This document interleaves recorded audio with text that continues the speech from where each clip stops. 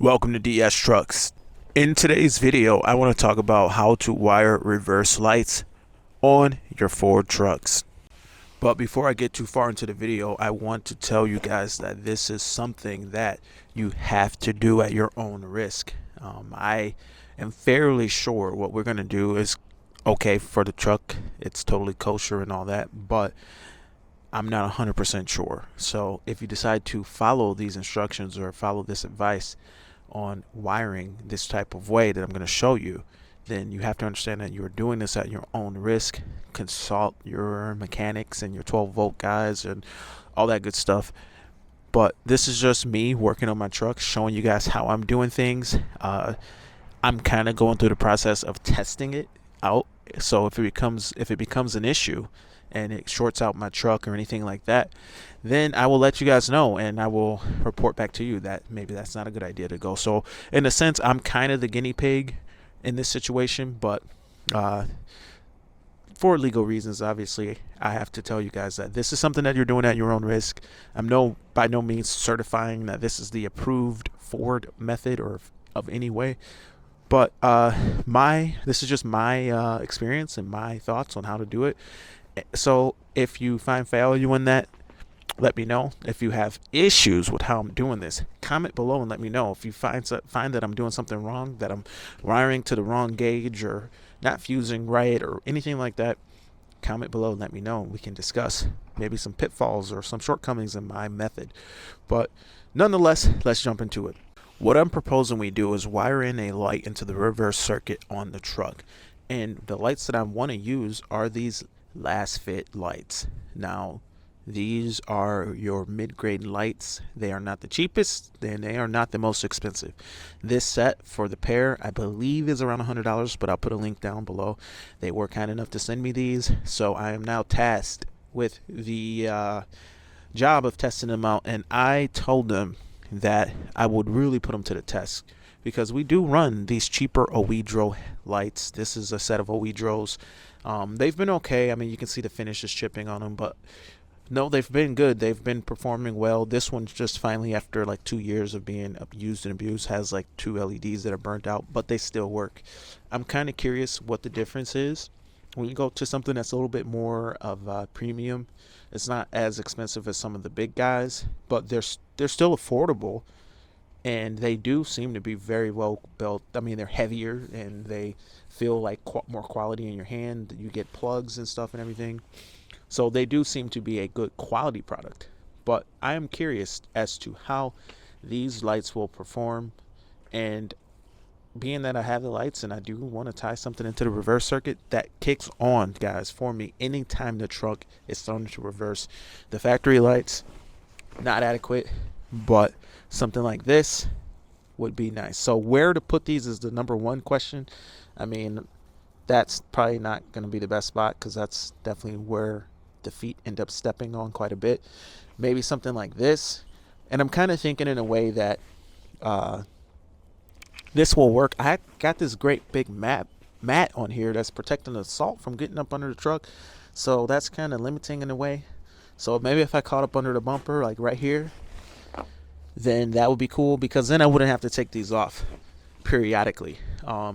So we'll see what we end up going as far as placement. But as far as actually getting the 12-volt circuit or the 12-volt current to the system from the truck, there's a couple different options. So here on my F-250, we have lights tied into our reverse circuit. Anytime the truck's thrown into reverse, you have illumination at these lights. Basically, what I've done is I installed a junction box here on the salt spreader that we have on the back of this truck. Now, inside of this junction box, the plug routes over to our 7-way connector, and it plugs in. It's underneath the mat. It's wrapped around. It comes right here. It goes around, and inside of this cover, underneath this cover, you have a terminal for every circuit that is available to you in the 7-way. So with that, we tapped into our reverse circuit and our grounding circuit that is available in that 7-way. And now these lights turn on every time the truck's thrown in reverse. It's using a trailer circuit. I would imagine it's using a TCU circuit. So that with this solution, there is no cutting, there is no modification of the original truck harness.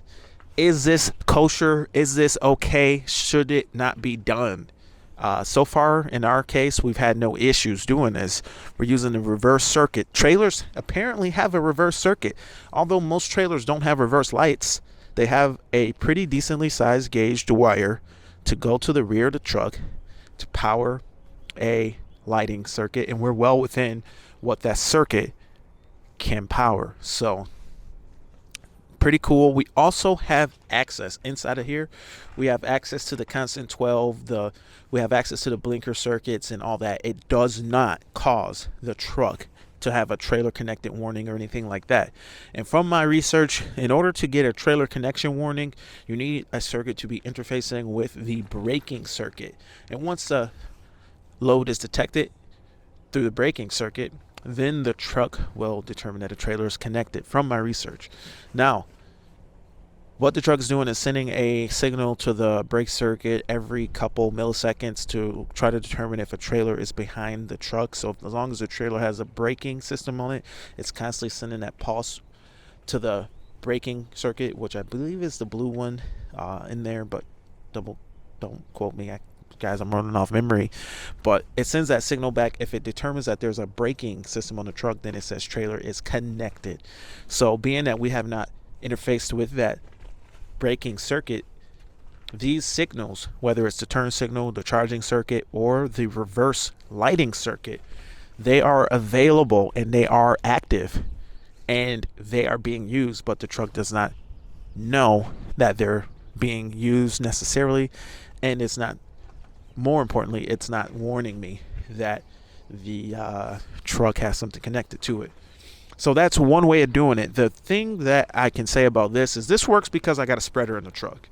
Now, if you don't want to put a spreader in your truck or something like this, I think it's a little bit excessive to have this kind of a type of junction box and have something plugged into your 7-way. Probably wouldn't work. Now, with my 350, I'm always towing, so I'm always needing to use my 7-way anyway, so I don't want that.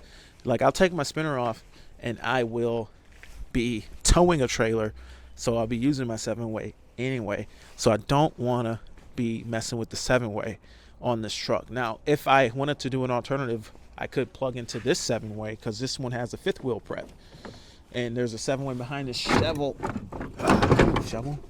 It's right there, but it looks like maybe, where is that thing? Okay, so that 7-way, because this drop-in liner is so freaking blocked by, number one, this ratchet strap and this plastic cover. So that type of 7-way is not super available because this truck has a gooseneck setup. So that 7-way, so I'd have to put it on a bumper. That would work. But what I'm going to do is something a little different that can work for any truck, not only just in my situation. Something different from what I did on that truck. What I am proposing we do is we tap into this plug that we see right here. And basically it is our intermediate connection between our trailer and our fifth wheel prep that's in the bed. So if we were to tap into this circuit right here, then we could avoid cutting the harness that is actually permanently attached to the truck, and just tap into the sub harness for a reverse circuit, put everything back together real nice and neat, and that way we don't have to tap into the full. I mean, a lot of guys don't want to cut their harness. Now on the 250, on our 19 F250, it does not have the prep for the gooseneck, so it doesn't have this. These are just capped off. So I would imagine if you wanted to use this on the 250, you can just tap into this. I mean, they're literally just wasted plugs and they're capped off and tied off and they have no use. So if you cut into this side of it, you're cutting into the actual truck's harness. And I know, like I said, a lot of people don't want to cut into the truck harness, so we could actually unplug this or cut through this side of it, tap into it, and it's a part of the harness that can actually just be disconnected. So for our situation, being that it's real cold outside, maybe I'd pull this thing off and work on it inside. I don't know. Let's get up from up under here and figure out a game plan. It's real salty and dirty under here. So I did go ahead and spray everything off under here because it was so filthy. I didn't want to be working in all this dirt. So now that everything's sprayed off, let's see if we can't access this harness here. So I believe the blue one is for brakes. I brought over like a flathead screwdriver and a couple of push pan pullers. I think you just push here, pull. So the cool thing is if I could get a hold of one of these shells, then we could actually pin this. So you could take this apart, take all this stuff out of here, like the plastic and stuff out, pin it, and make a kit where maybe it replugs in here and allows you to tap into, except I just don't have the means to locate that plug and everything, but that would be kind of cool because the idea is that the circuit is intended to carry an auxiliary load of an unknown amount, being that it's the reverse circuit lighting for a trailer. So we have a push pin here and a plug here, and it wraps around. So let me grab that push pin tool. So here we have the harness off of the truck. Basically what this harness is an intermediate harness that allows for the Super Duties to have fifth wheel prep connection to the 7-way in the bed of the truck. What this means for us in our situation, being that we have the fifth wheel prep, it gives us a place to tie into our harness for other circuitry like reverse lighting, and it lets us have peace of mind that we haven't cut the main harness of the truck if that's an issue. But really, if you really just want the reverse lighting, not a big deal to just cut the main harness of the truck. That being said, though, instead of just tying into the reverse lights, that circuit, we're tying into the circuit that is intended for trailers, and trailers have unknown loads, so there's a little bit of wiggle room in this wiring, in the amount of load and the voltage that it carries, compared to tapping into just a reverse circuit for the tail light, which could be more risky. Not saying that that can't be done or shouldn't be done. I don't know, but me personally, I feel more comfortable tapping into the 7-way reverse circuit, which is there at all times, instead of the actual reverse lights. I can't say for sure that there's no margin of error or anything like that, and that everybody should be doing this, but I do believe it's going to be okay for me, and if there's any problems with me doing this, I will let you know. But basically, like I was saying, what this is, intermediate connection that allows the 7-way to function, and it also has a second plug on a lot of trucks, not every truck, but if you have the 360 camera and all that, this plug basically goes from here to here, and it's basically a pass through to the the camera system, the camera, tire monitoring, TPS for trailers and all that. This is what allows you to either have that system working on the bumper of the truck or in the 7-way that is in the bed of the truck. You only get the option of one or the other, and you can move it around. You can move it from the bed to the bumper, and you just have to move this around and move this cover. This one's capped on this end because we have our camera connections on the bumper, so it's capped on this end and it's connected on the bumper, so it can move around. It's enough wiring. So if you do not have the fifth wheel prep, then you can see on your trailer hitch, on your receiver hitch on the side of it, there's two plugs that are located there on the side that you can unplug them. Well, if you don't have the in bed 7-way, then they're going to be capped. You could technically tap into that, but you'd be cutting the actual main harness of the truck if that's a problem. Not a huge deal to even cut the main harness of the truck, but if it can be avoided, why not? So let's say all this has gone bad some horrible way and this part's replaceable. You can buy this part and put it back. But again, all this stuff is not that big a deal. What I'm thinking I want to do is come over here and use this part of it to get my reverse signal and ground. I will just grab reverse and ground right from here, because that way I am good to go. And uh, it'll be up. This part goes up into the fender area, so this will be up tucked away, and yeah, tuck it up there in a way, and then have the wire lead drop down with some convolute and everything, and have it look nice, and put a connector, and you can just unhook it, plug in any kind of circuit. As long as you don't overload the circuit, should be good to go. So let's go ahead and get into that. So I went ahead and peeled this back, this tape that was wrapped around there. Now, in order to determine what these wires mean, I kind of go off memory a little, but memory doesn't serve well. I have an OEM plug here. This is the 4 flat one, and the reason it's off because I upgraded it to the one with the camera setup. But when you look at this, it tells you a pin out. I don't know if you guys can see that too good. So it looks like white for our ground. We have a good amount of gauge there. Look how heavy duty the ground is on the white wire. So let me go ahead and get this ready. Basically what I'm going to do is cut into these, and it's very clear which one is our reverse light. It's very clear that that is this one, and this is going to be our ground, the white wire. So yeah, let's go ahead. We'll have to cut these off and get some nice crimps, some shrink tubing, some marine grade shrink tubing at that, and just tie in a connector. And also with our connector, I was a little bit worried because I didn't know exactly how much gauge I was going to need, because if I was running one of these heavy duty wires, then I need to at least match that gauge. But these LED lights should be pretty good to go.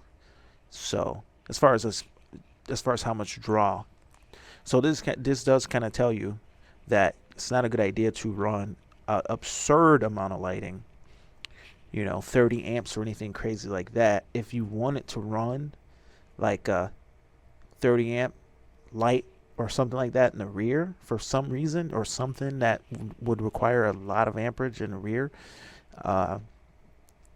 then you might want to consider running a lead all the way from the battery and a connection, and having this just power a relay, because this is probably okay for like a backup alarm or something like that. Maybe that's one of those things. If you had a big backup alarm that you wanted to run that needed some serious wiring, then maybe you might want a little more gauge, because this is telling us we're not really fused that high, but it's probably 20 amps or something like that. I don't know. Maybe I can look into that.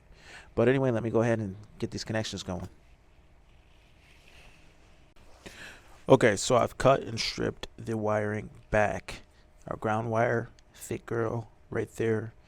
This grounds everything, so a lot heavier gauged. And the trick that I like to do is making sure that whatever I'm using is at least equal or greater to engage than what we are tying into. So more copper, meaning that it's not going to be underfused. So this is a nice silicone coated wire, and we're going to go ahead and go to this connector so that we can tie any type of light that we want into our circuit. Now, basically what I'm going to do to make a good connection is we're going to use these copper. These are solid copper crimps, and we're going to put in the other end. We're going to put this end here and then through here like this, and through everything, crimp everything down with this nice tool that we have. Let me see. And we also need some shrink tube here. We're running our marine grade shrink tube that you get from a place called Wirefy, and it's an Amazon brand.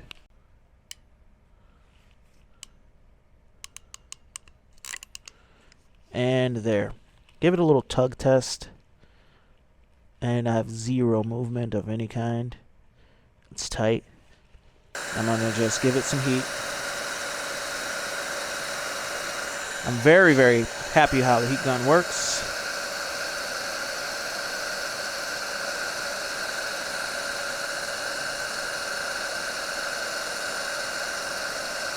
Alright, so for our tape job,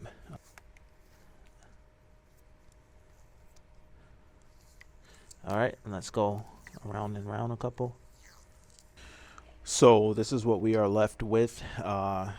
Everything is wrapped, covered in convolute, and pretty much how the OEM does it. So it kind of tees off. We've essentially added a T. We recovered this section with electrical tape, and I run the good stuff, I believe.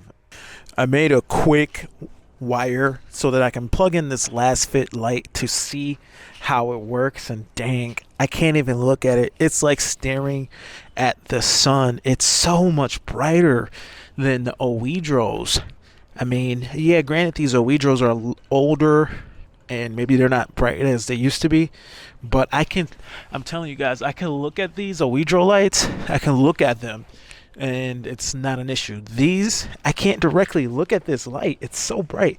So right now it's just quickly tied into my reverse circuit that I just built just using some tape. I'll actually do this right later, but definitely excited to get those last fit lights on the truck. I'm probably going to mount them, like, I don't know, maybe here for now. Oh, there's Donna. It really does go to show that it's worth it to wire this into the reverse circuit, because with this circuit here, with these Oedro ones, these cheaper ones, this circuit turns on whenever I turn on my spreader. So I just turn on the spreader right now so that they can light up. I've got them angled down a little bit. So if you are in a vehicle behind me and I've accidentally left these on, these aren't blinding you, annoying you, or causing you to potentially swerve or have an accident. They're just not pointing at your eye, and they're not that bright anyway. Whereas if I had this tied onto an upfitter switch, I inadvertently would leave it on, and if that bright light, which is what I want for shining back and helping me not have accidents and things like that, or back into things, but I don't want that light shining into other people's eyes. So I can point this light backward, straight up backward, knowing that it's okay and it won't be getting in the eyes of people, because it will only turn on in reverse. So if I'm backing out of a parking lot or something into a road, that type of a light will be perfect, because it'll keep people off me, because it will make sure that I'm very seen. But at the same time, if I'm driving down the road going forward and accidentally leave it on, it's not going to be an issue, because I'll always leave my salter on between properties or whatever, and this little bit of light is not an issue. That light could be a problem. I'd probably get a ticket with that freaking light shining like that behind me. But anyway, guys, my name is Sean. This is DS Trucks. Thank you for watching how to tie in reverse lights on your truck. See you in the next video. Drop me a subscribe. Sub me up. Over and out.